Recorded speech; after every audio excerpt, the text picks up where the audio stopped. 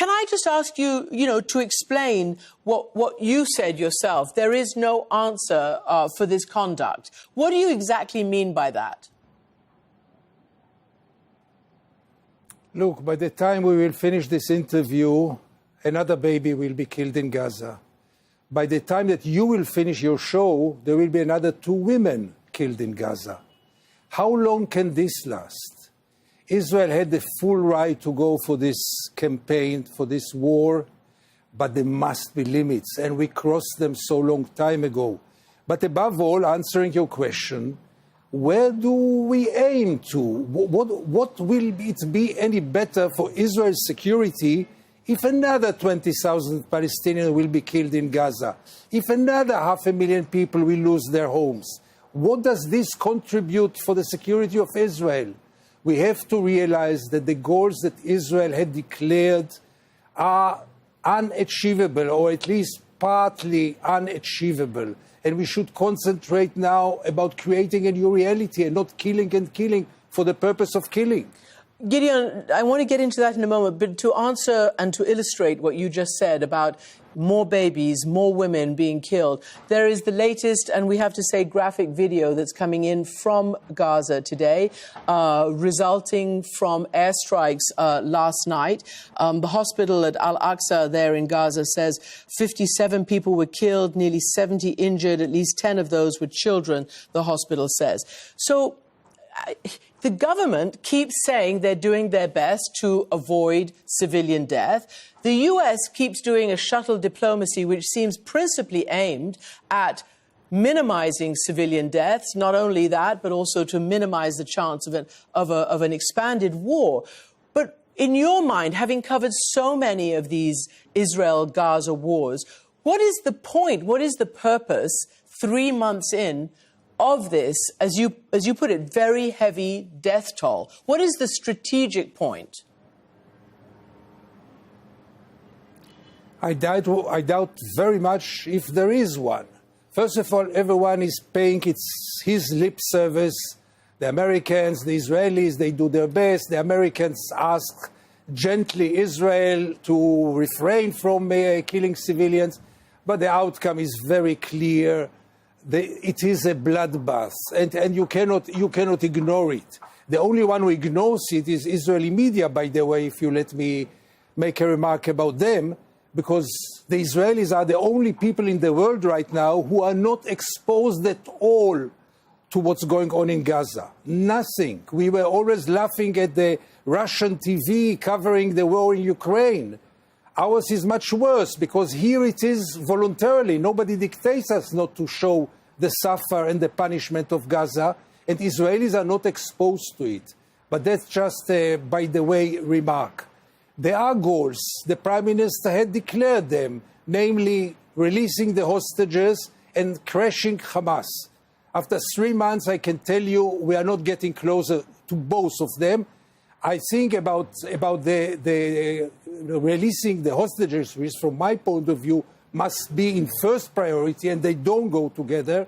I think that here we are going farther and farther. We are much more distant now than a few weeks ago from releasing the hostages, and this should bother any person who is conscious. Can I ask you about expanding the war? Because that also is a matter of great concern, especially to the surrounding nations and to the United States and its allies, basically Israel's strongest allies. As you very well know, but I'll just remind everybody what's been happening. The assassination of the deputy Hamas leader in Beirut this past week, the killing of a Hezbollah leader in South Lebanon, one of which has been claimed by Israel, that one. Then, there'd been Hezbollah response in terms of targeting important Israeli targets inside Israel. And Alon Pinkas, who, as you very well know, a fellow columnist at Haaretz, but also a former Israeli consul general in New York, wrote this. He basically said, Israel seems resigned to the idea, in other words, actually wanting a bigger war. So much so that a Washington Post article quoted U.S. officials expressing alarm and estimating that Prime Minister Benjamin Netanyahu is encouraging escalation as a key to his political survival and further distancing himself from responsibility for the October 7th debacle. that is an incredibly damning thing for an actual Israeli former government official to say, that any country would want an expanded war. Do you think there's any truth in that at all?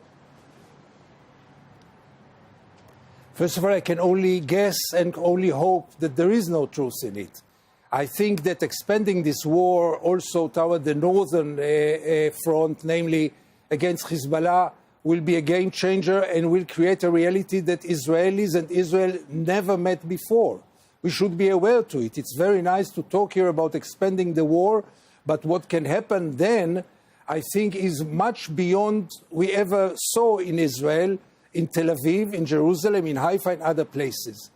Listen, I give Netanyahu more credit than most of my colleagues and friends, in the way that I don't think that his personal ambitions are the only motivation which motivates him. I can't believe it.